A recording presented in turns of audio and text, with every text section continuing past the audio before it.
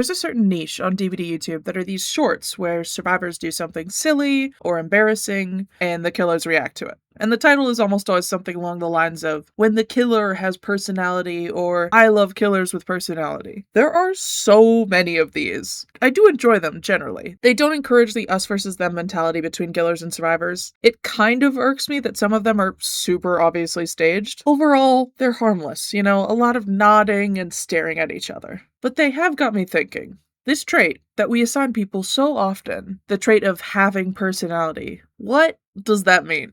Let's talk about it. In a non-DBD context, it's a bit ridiculous that this is such a common term because everyone has personality. It's made up by your thoughts, feelings, and behaviors. Some aspects of my personality is that I love the horror genre and studying psychology, and I tend to make to-do lists to keep myself organized. It's strange that this very vague term can become so specific and carry so much weight in the context of DBD.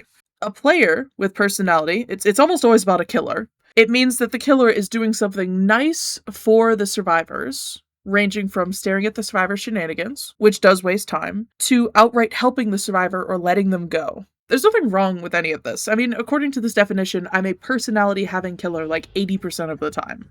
But this coin has two sides. Having personality is a compliment to killers who engage in the survivor's game, and not having personality is an insult to call a killer boring or unfun. The killer doesn't nod back at you, no personality. The killer doesn't let you go after you drop your item. They're literally a robot. That's where my problem with this term starts. I'm very much an advocate for killers playing however they want, competitively, casually, standing in the basement all game. Shaming killers for not completely turning their game around the second the survivor does anything silly doesn't lead to increased whimsy and connection, it leads to resentment. It leads to killers in my comment section telling me that they can't be nice to survivors anymore because survivors are so entitled and expect the escape the second they do anything silly. So much tension in this game comes from opponents having different goals and interpretations of the same event, and both assuming they're right. A killer might see a weird cosmetic glitch and not pay it any mind because they're a veteran player and they've seen worse, they just want to get through the game. A survivor might see a weird cosmetic glitch and want to show it to all of their teammates and the killer so that they can all point at the bug and laugh about it together. Neither of these are incorrect interpretations of this situation. But if that survivor is streaming and the killer doesn't show a reaction to the thing the streamer is trying to do, then the streamer can write them off as having no personality and not being cool. I don't think that that's very nice. Hot take, I know. I'd argue that the having personality moments are made special because of all the killers that don't engage or react. After playing instruments for 10 different killers and none of them reacting, I'd be delighted to have one nod along to a song. Every killer shows their personality in one way or another regardless of their whimsy levels. Character choice, power usage, mind games, perk choice, willingness to commit, willingness to be silly, all of these can tell you about your opponent. DBD is a very pro-social game, and I think it's awesome that we have all of these ways for players to express themselves and connect with others as much as or as little as they like. When we define a killer by whether or not they have personality, a lot of the nuance of these interactions is lost. Mercy should never be an expectation, because, as much as I hate how often this term is used, that is entitlement. I'm not entitled to a killer that engages in the shenanigans I bring to the table. I can be disappointed or frustrated, but calling them boring or lame in endgame chat after the fact is disrespectful and unnecessary. Of course, there's the question of whether or not survivors can have this trait of personality.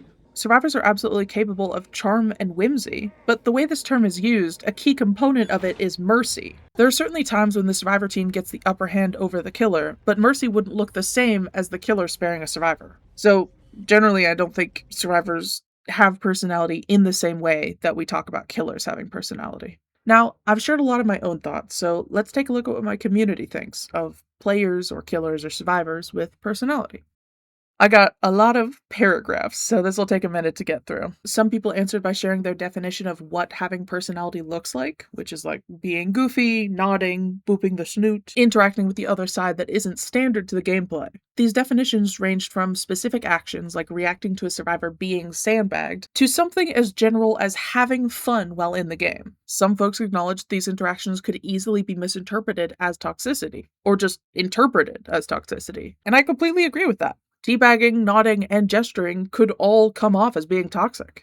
A response that stood out was, when this person was describing the spectrum of personality, one extreme end was playing competitively, while the other was a killer who plays the game exclusively, to make the survivor's experience enjoyable. It made me think of a court jester, putting on a performance for the enjoyment of others. When I slow turn towards survivors and stare at them, or dramatically put myself in the timeout corner, I'm not laughing because of the inherent action I'm doing. I'm laughing thinking of the reaction I'm getting out of the survivor, especially if they're a streamer. The idea here is that a killer having a personality means that they're putting on a performance for their opponents. I do appreciate the optimistic responses, that these actions are a way to connect with our opponents, to go beyond the confines of the game and our roles in it, and see one another as human beings both engaging in the same activity, forming a memorable, if temporary, bond, showing dimensions to your existence beyond the killer or a survivor. Then the pessimistic answers, that this term is almost exclusively said about killers, used for shame or judgment. Interestingly, one person said that every killer and survivor has personality, including the bots. I would disagree with that inclusion, as a funny moment with a survivor or killer is made special by the fact that it's a decision or a mistake, rather than an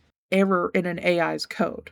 The final response that I want to talk about had a sentiment that I haven't covered much in this video, which is that if a killer does show personality, that isn't a peace treaty, nor does it guarantee that the killer will let you go or show mercy for the rest of the game. I've absolutely seen survivors get upset with me or feel betrayed for going through with killing them after we had a bonding moment, and I understand the reasoning for why they'd feel betrayed, but that was just another clash of expectations or interpretations of the same event. If a killer is friendly with you once, rather than assuming that y'all are best friends now, just enjoy that moment for what it is and do your best to match the energy being brought by your opponent. A lot of killers might engage in a silly moment and then want to return to a normal game, and that isn't a betrayal of trust and shouldn't be treated as such by survivors. Alright, that has been this video's Community Corner. Thank you to all the Discord folks who participated. If you would like to participate in the next one, be sure to join the server, link in the description. Before we move on to the final part of the video, I gotta thank my wonderful Ko-Fi supporters. Thank you, beautiful folks, for supporting the channel. Special shout out my newest supporters, Raven, Max, and Beams.